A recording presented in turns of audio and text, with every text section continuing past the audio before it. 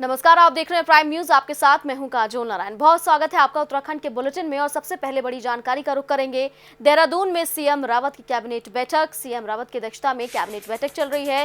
विधानसभा के मानसून सत्र से पहले महत्वपूर्ण बैठक हो रही है। त्रिवेंद्र कैबिनेट में कई अहम प्रस्तावों पर मुहर लग सकती है। बैठक में सीएम रावत के साथ कई कैबिनेट मंत्री मौजूद। तो बड़ी जानकारी इस वक्त की आपको बता दूं कि मानसून सत्र जो है विधानसभा का वो शुरू होने वाला है। उससे पहले महत्वपूर्ण बैठकें जो हैं वो त्रिवेंद्र कैबिनेट में हो रही है। आज अहम मुद्दों पर चर्चा हो सकती है और बैठक में सीएम त्रिवेंद्र सिंह रावत के साथ साथ कई कैबिनेट मंत्री मौजूद रहेंगे। तो देहरादून में सीएम रावत की कैबिनेट मीटिंग होनी है। सीएम रावत की अध्यक्षता में ये बैठक चल रही है। तो विधानसभा के मानसून सत्र से पहले महत्वपूर्ण बैठक होगी। त्रिवेंद्र कैबिनेट में कई अहम प्रस्तावों पर भी मुहर लग सकती है। तो तमाम मुद्दों को लेकर ये बैठक हो रही है। दरअसल जो उत्तराखंड की जनता है वो पलायन और लगातार जो बरसात के मौसम में परेशानी होती है लोगों को, इन सभी को लेकर सरकार से लगातार गुहार लगाती है। और ज्यादा अपडेट के साथ मेरे सहयोगी पवन दीक्षित मेरे साथ जुड़ गए हैं। पवन, आज त्रिवेंद्र कैबिनेट की बैठक हो रही है, कब तक ये बैठक चलेगी और इस बैठक में कौन कौन से अहम मुद्दों पर बातचीत हो सकती है? कौन कौन से ऐसे मुद्दे होंगे जो फाइनल हो सकते हैं?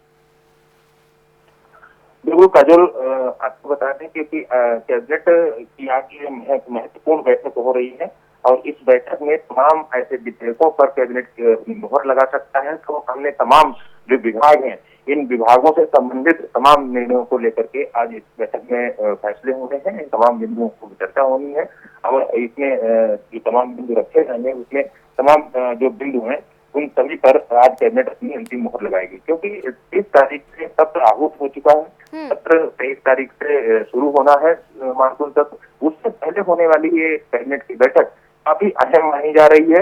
इस समय कई विभागों के तमाम प्रस्ताव लटके हुए हैं जिन पर इस कैबिनेट में आज मुहर लग सकती है, ऐसी संभावना जताई जा रही है। सूत्रों की अगर बात करें, सूत्रों से मेरी जानकारी के अनुसार खेल है, शिक्षा है, चिकित्सा है एवं तमाम निगम है, इन तमाम लोगों के जो बिल लटके हुए हैं या फिर वो कई निर्णय लेने हैं, कई जगह संवर्गों का चयन होना है, तो इन तमाम प्रस्तावों को लेकर के आज की कैबिनेट में इसमें मुहर लग सकती है। ये मुख्यमंत्री त्रिवेंद्र सिंह रावत की अध्यक्षता में अभी बैठक चल रही है सचिवालय के विश्वकर्मा भवन में, जिसमें वन मंत्री हरक सिंह रावत, पर्यटन मंत्री सतपाल महाराज, शिक्षा मंत्री अरविंद पांडे, शहरी विकास मंत्री एवं शासकीय प्रवक्ता मनन कौशिक समेत तमाम लोग इस मंत्रिपरिषद की बैठक में मौजूद हैं।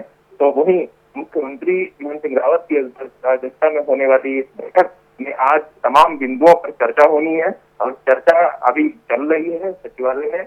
और ये बैठक जैसे समाप्त होती है उसके बाद शासकीय प्रवक्ता आधिकारिक रूप से कुछ जानकारी भले ही देंगे, क्योंकि सत्र आहूत होने के बाद में ब्रीफिंग नहीं होती है जैसा कि माना जाता है, जैसे कि परंपरा चली आ रही है, लेकिन ज्यादातर जानकारी सूत्रों के हवाले से मिलने की उम्मीद है। बिल्कुल पवन, बहुत शुक्रिया तमाम जानकारी पहुंचाने के लिए। तो देहरादून में सीएम त्रिवेंद्र सिंह रावत की अध्यक्षता में कैबिनेट की मीटिंग हो रही है। कई अहम मुद्दों पर चर्चा हो रही है और कई अहम मुद्दों पर मुहर लग सकती है। आज हरिद्वार दौरे पर जाएंगे सीएम त्रिवेंद्र सिंह रावत। एक और बड़ी जानकारी मिल रही है, माया देवी मंदिर में आयोजित कार्यक्रम में शिरकत करेंगे। शाम 3:50 पर साधु संतों से मुलाकात करेंगे सीएम त्रिवेंद्र सिंह रावत। सीएम त्रिवेंद्र सिंह रावत कुंभ को लेकर साधु संतों से चर्चा कर सकते हैं। गोपेश्वर से लौटी छड़ी चार धाम के लिए रवाना हुए। और ज्यादा अपडेट के साथ मेरे सहयोगी नरेश तोमर मेरे साथ फोन लाइन पर जुड़ गए हैं। नरेश, ऐसी जानकारी मिल रही है कि आज सीएम त्रिवेंद्र सिंह रावत हरिद्वार आएंगे और साधु संतों से मुलाकात हो सकती है उनकी। काजल, देखिए आपको बता दें कि जिस तरह से सूचना आई है कि आज सूबे के मुख्यमंत्री त्रिवेंद्र सिंह रावत हरिद्वार पहुंचेंगे, जहां कार्यक्रम में शिरकत करेंगे। वहीं सूबे के मुख्यमंत्री से साधु संतों की कुंभ को लेकर चर्चा हो सकती है। वहीं जो कार्यक्रम है कि गोपेश्वर से जो धार्मिक छड़ी माया देवी मंदिर पहुंची है वो चार धामों के लिए रवाना की जाएगी और चार धामों के साथ साथ प्रदेश के कई हिस्सों से होती हुई आगामी 12 अक्टूबर को वापस पहुंचेगी। जी काजोल, बिल्कुल नरेश, हम लगातार देख रहे हैं कि कुंभ को लेकर सरकार तैयारियां कर रही है, लेकिन साधु संत जो हैं वो कोरोना को लेकर थोड़े से डरे भी हुए हैं, क्योंकि इस वक्त कोरोना काल है। ऐसे में इतने बड़े पैमाने पर कुंभ का आयोजन करना एक बहुत बड़ी चुनौती है सरकार के लिए। इससे निपटने के लिए क्या तैयारी है सरकार की? निश्चित देखिए, जो साधु संत है उनका साफ तौर पर प्रदेश सरकार से यही कहना है कि हाल ही में देहरादून में भी साधु संतों की मुख्यमंत्री के साथ बैठक हुई थी। उसमें उनका साफ तौर पर ये मुलाकात कर यही कहना था कि कुंभ में जो कार्य चल रहे हैं उनमें तेजी लाया जाए, तय समय पर कुंभ के कार्य पूरे कर लिए जाएं, क्योंकि कुंभ एक बहुत बड़ा आयोजन होता है और दूर दूर से लोग यहाँ पहुंचते हैं और साधु संतों के कई अखाड़े हैं वो यहाँ पर स्नान करते हैं। तो उसी की जो तैयारी है वो बिल्कुल ढूल रवैये से धीरे धीरे चल रही है, जिसके चलते साधुओं को चिंता है और इसी को लेकर जो आज मुख्यमंत्री पहुंचे हैं इसको लेकर भी उनसे वार्ता होगी। जी काजोल। बिल्कुल नरेश, किस समय पहुंचेंगे त्रिवेंद्र सिंह रावत यहाँ हरिद्वार, और जो कुंभ की तैयारियां हैं उनमें कौन कौन से मुद्दों पर बातचीत हो सकती है? क्योंकि कुंभ में बहुत सारी चीज़ें आती हैं, चाहे वो कोविड-19 को लेकर तमाम जो लोग पहुंचेंगे उनका सोशल डिस्टेंसिंग हो, या फिर जगह जगह जो मेले लगते हैं वो किस तरह से लगाए जाएंगे, क्योंकि इस समय कोरोना काल चल रहा है तो सोशल डिस्टेंसिंग बहुत ज़्यादा ज़रूरी है, इतने बड़े आयोजन नहीं हो रहे हैं। देखिए काजोल जी, निश्चित रूप से आपने सही कहा, क्योंकि आयोजन कुंभ का होना है और अगर कोरोना लगातार ऐसे ही बना रहा और कोई वैक्सीन समय पर नहीं पहुंची, उस पर काबू नहीं पाया जा सका तो कुंभ भी असर में पड़ सकता है। लेकिन साधु संत स्नान तो करेंगे ही, वो स्वरूप कैसा होगा उसकी संरचना भविष्य के तौर पर यहाँ पर की जा सकती है, उसके बारे में बात कर सकती है। हरिद्वार को कई जोन और सेक्टरों में बांटा जा सकता है, कई घाट ऐसे होंगे जहाँ पर साधु संत ही स्नान करेंगे, या हर की पौड़ी कोई बहुत सारा क्षेत्र ऐसा हो सकता है कि जहाँ साधु संत अपने आवंटन मांगे। वहीं कई जो अखाड़े हैं वो अपनी अपनी भूमि को लेकर भी बात कर सकते हैं कि उनको अखाड़ों को कितनी भूमि कितने दायरे में चाहिए। इन सब को लेकर एक बड़ी चर्चा इस कार्यक्रम के माध्यम से हो सकती है। जी काजोल। बिल्कुल, शुक्रिया नरेश तमाम जानकारी पहुंचाने के लिए। तो आज सीएम त्रिवेंद्र सिंह रावत हरिद्वार पहुंचेंगे और माया देवी मंदिर में आयोजित कार्यक्रम में शिरकत करेंगे। दरअसल कुंभ को लेकर तैयारियां सरकार कर रही है, लेकिन साधु संत थोड़े से नाराज हैं क्योंकि काम में उतनी तेजी नहीं है जितनी होनी चाहिए। लेकिन सरकार की तरफ से भी ये कहा जा रहा है कि कोविड का संक्रमण तेजी के साथ फैल रहा है, इसलिए तैयारियां थोड़ी सी स्लो हैं, लेकिन धीरे धीरे तैयारियां पूरी हो जाएंगी। उसी सिलसिले में आज सीएम त्रिवेंद्र सिंह रावत हरिद्वार पहुंचेंगे। सीएम त्रिवेंद्र सिंह रावत ने अपने आवास पर सूचना विभाग में कार्यरत सहायक निदेशक मनोज श्रीवास्तव के जरिए लिखी गई किताब राजयोग में साइलेंस की शक्ति और डिप्रेशन से मुक्ति का लोकार्पण किया। योग विषय पर लिखी गई इस किताब को अत्यंत उपयोगी बताते हुए मुख्यमंत्री ने कहा है कि योग आज की आवश्यकता की मांग है। पुस्तक के लेखक मनोज श्रीवास्तव ने बताया कि मुंबई की डॉक्टर शिप्रा मिश्रा के सहयोग से ये लिखी गई है। इस पुस्तक में कोरोना काल में बढ़ती मानसिकता समस्याओं को व्यवहारिक समाधान प्रस्तुत किया गया है। तो इसकी किताब का विमोचन किया गया देहरादून में सीएम त्रिवेंद्र सिंह रावत द्वारा, और सूचना विभाग के सहायक निदेशक ने ये किताब लिखी है। इसका नाम है राजयोग में साइलेंस की शक्ति और डिप्रेशन से मुक्ति। सीएम रावत ने किताब को बहुत ज़्यादा ज़रूरी बताया, कहा है कि जिस तरह का वक्त चल रहा है, यानी कि जो कोरोना काल चल रहा है, उसमें ऐसी किताब बहुत ज़्यादा ज़रूरी थी।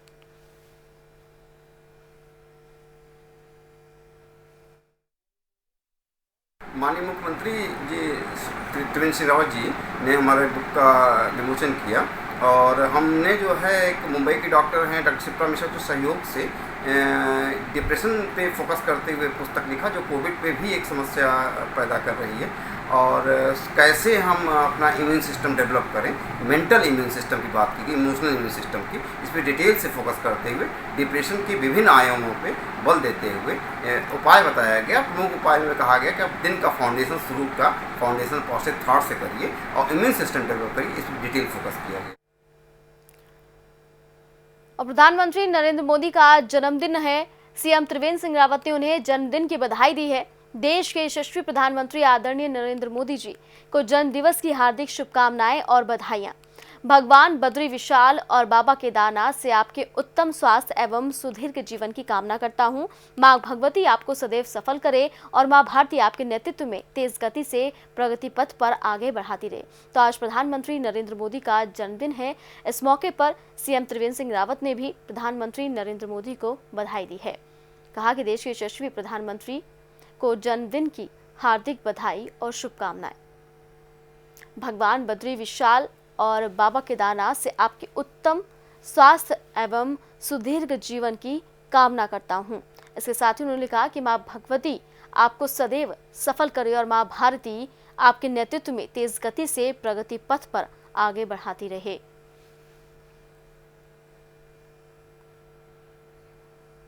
उत्तराखंड सचिवालय के कर्मचारी की कोरोना से मौत हो गई है। सचिवालय में अनुसचिव पद पर तैनात थे हरि सिंह का ऋषिकेश एम्स में इलाज चल रहा था। लेकिन इलाज के दौरान उन्होंने दम तोड़ दिया। तो बड़ी जानकारी इस वक्त की मिल रही है। सचिवालय में अनुसचिव पद पर तैनात थे हरि सिंह, जो कि कोरोना पॉजिटिव पाए गए थे। हरि सिंह का ऋषिकेश एम्स में इलाज चल रहा था। बड़ी जानकारी इस वक्त की। उत्तराखंड सचिवालय के कर्मचारी की कोरोना की वजह से मौत हो गई है। कुछ दिन पहले ही कोरोना पॉजिटिव पाए गए थे। सचिवालय में अनुसचिव पद पर तैनात हैं हरि सिंह और ऋषिकेश के एम्स में उनका इलाज चल रहा था, लेकिन जिंदगी की जंग वो हार गए और उनका निधन हो गया। ये बड़ी जानकारी इस वक्त की मिल रही है। तो उत्तराखंड में भी कोरोना तेजी के साथ अपने पैर पसार रहा है और रोजाना करीब 50 से 60 लोग जो हैं वो कोरोना संक्रमित उत्तराखंड में पाए जा रहे हैं और मौत का आंकड़ा भी अब उत्तराखंड में तेजी के साथ बढ़ रहा है।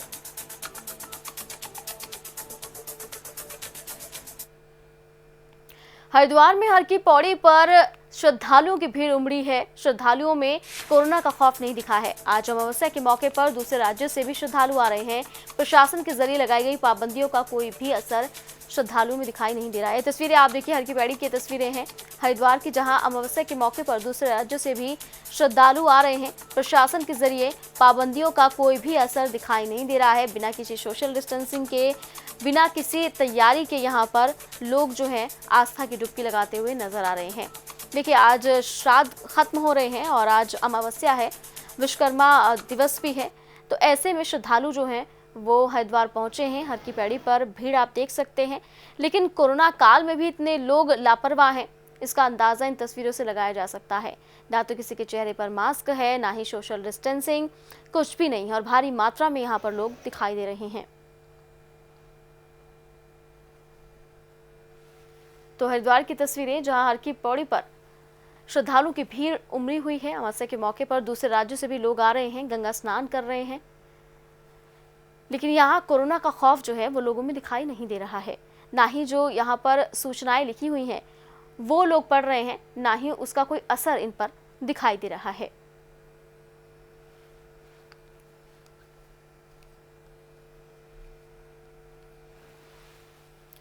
तो हरिद्वार की तस्वीरें, जहां पर हर की पौड़ी पर श्रद्धालुओं की भीड़ सुबह से ही उमड़ती हुई नजर आ रही है। आज श्राद्ध खत्म हो रहे हैं और आज अमावस्या भी है, विश्वकर्मा पूजा भी है। तो ऐसे में काफी संख्या में स्त्री पुरुष जो हैं वो हर की पैड़ी पहुंचे हैं और यहाँ पर स्नान कर रहे हैं। जहां एक और देश वैश्विक महामारी कोरोना से जूझ रहा है, वहीं तीर्थ नगरी ऋषिकेश में स्वच्छता का दावा करने वालों के दावे खोखले दिखाई दे रहे हैं, जिसके चलते बापूग्राम शिवाजी नगर की सड़कों की दयनीय हालत के चलते गंदे पानी का जलभराव स्थानीय लोगों के लिए मुसीबत बन गया है और बीमारी फैलने का खतरा भी बढ़ गया है, जिससे शासन प्रशासन के प्रति लोगों में नाराजगी देखने को मिल रही है। ऋषिकेश की तस्वीरें, जहां पर स्वच्छता के दावे पूरी तरह से फेल साबित हो रहे हैं। सड़कें टूटी हुई हैं, जिसकी वजह से जलभराव की स्थिति बनी हुई है। शासन प्रशासन के प्रति लोगों में काफी नाराजगी यहां देखने के लिए मिल रही है।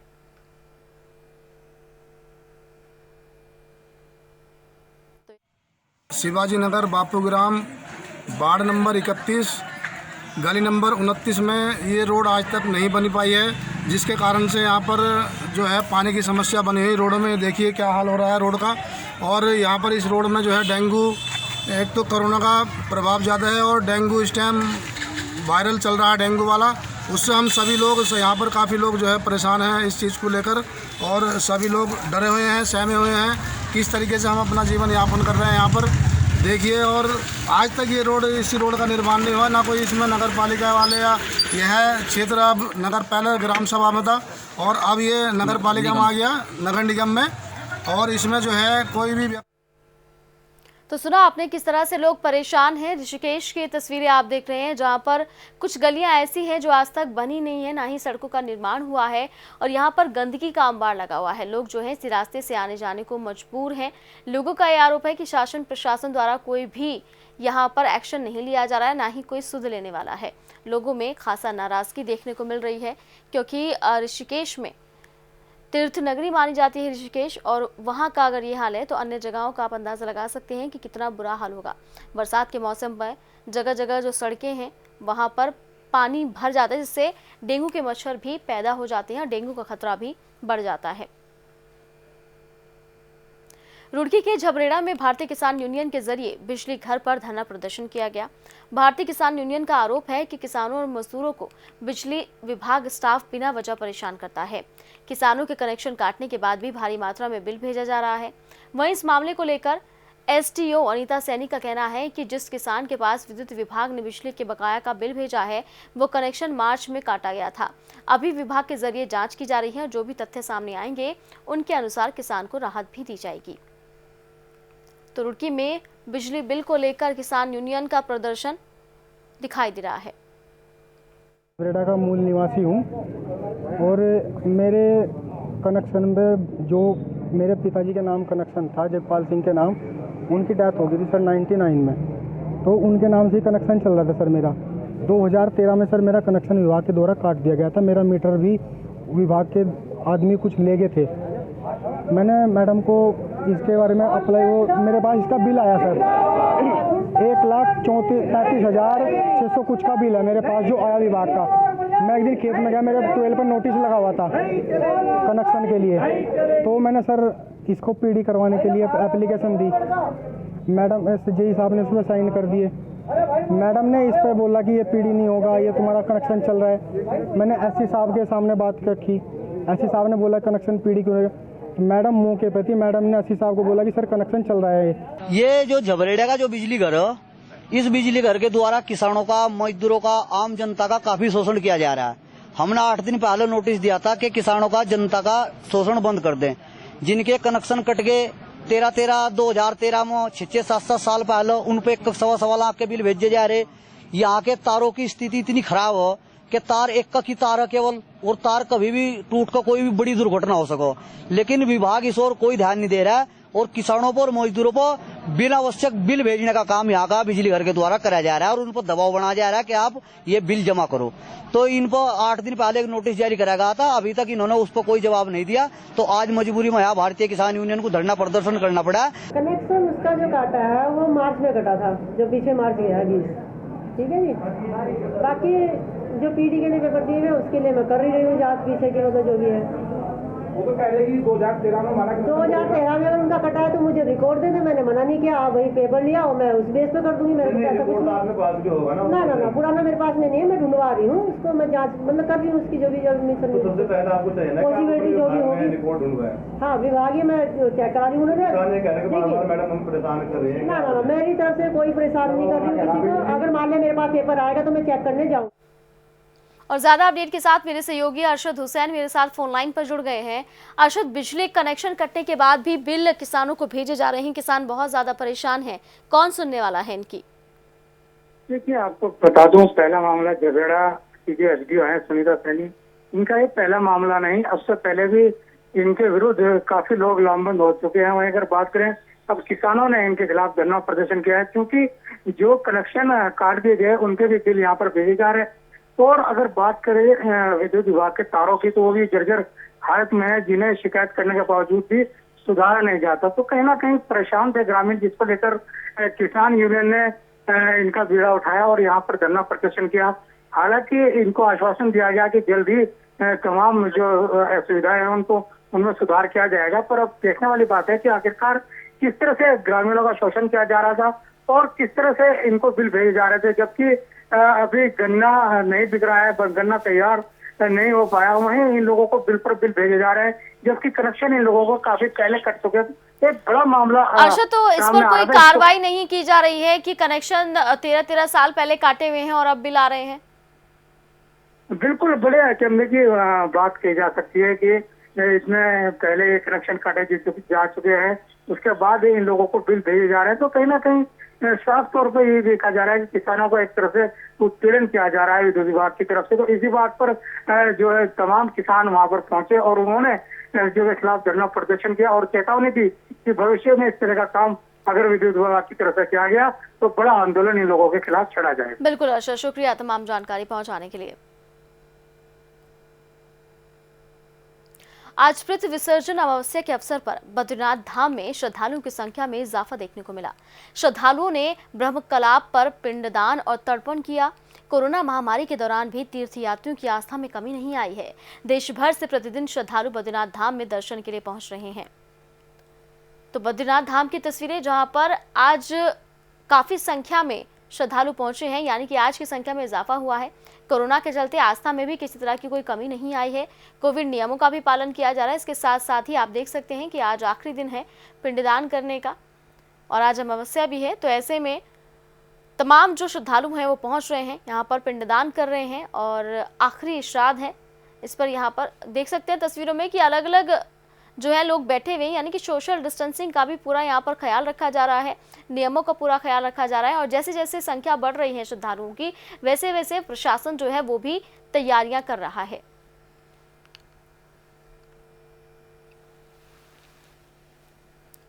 तो बद्रीनाथ धाम में तमाम श्रद्धालु जो है रोजाना पहुंच रहे हैं। ये संख्या धीरे धीरे बढ़ रही है और कोरोना के चलते आस्था में किसी तरह की कोई कमी दिखाई नहीं दे रही है। हर तरह के नियम का पालन हो रहा है और करवाया भी जा रहा है। मंदिर के जो ट्रस्टी हैं वो भी पूरी तरीके से लोगों से अपील कर रहे हैं कि वो सोशल डिस्टेंसिंग लगातार बनाए रखें। और बिल्कुल ये आस्था की बात है, तो आस्था पर किसी तरह की कोई दबाव नहीं है, लेकिन कोरोना प्रोटोकॉल्स को निभाना बहुत ज़्यादा ज़रूरी है।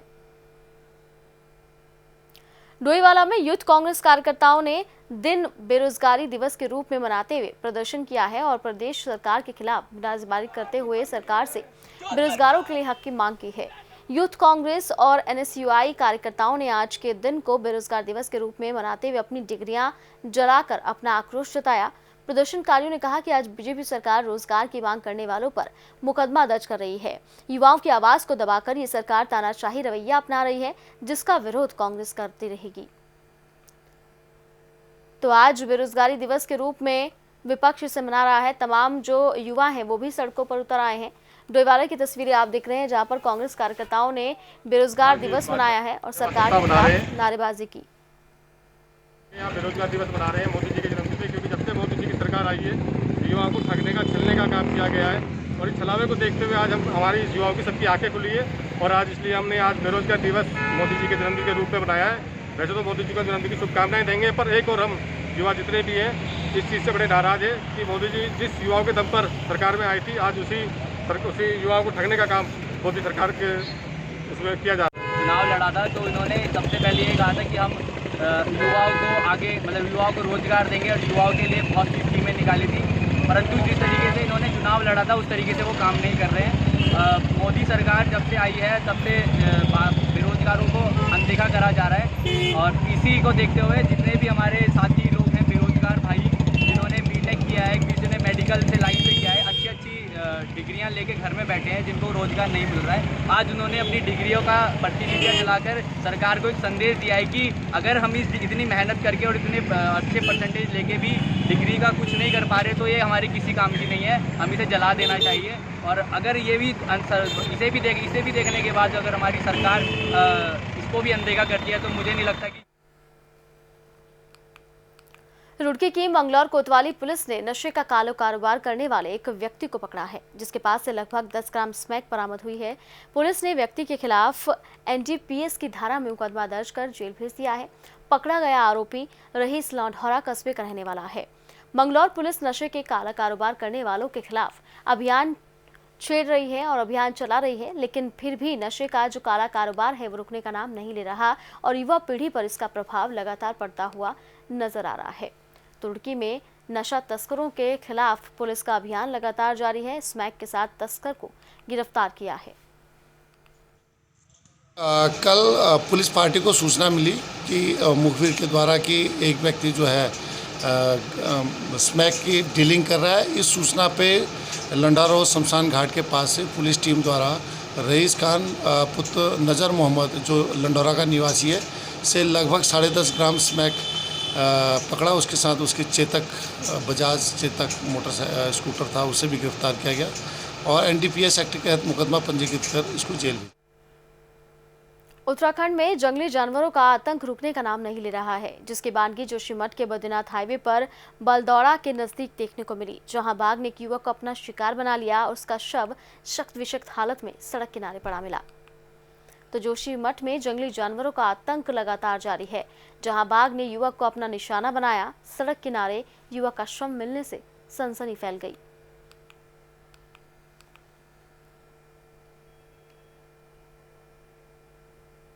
और इसी के साथ फिलहाल खबरों में इतना ही। बाकी खबरों के लिए आप देखते रहिए प्राइम न्यूज़।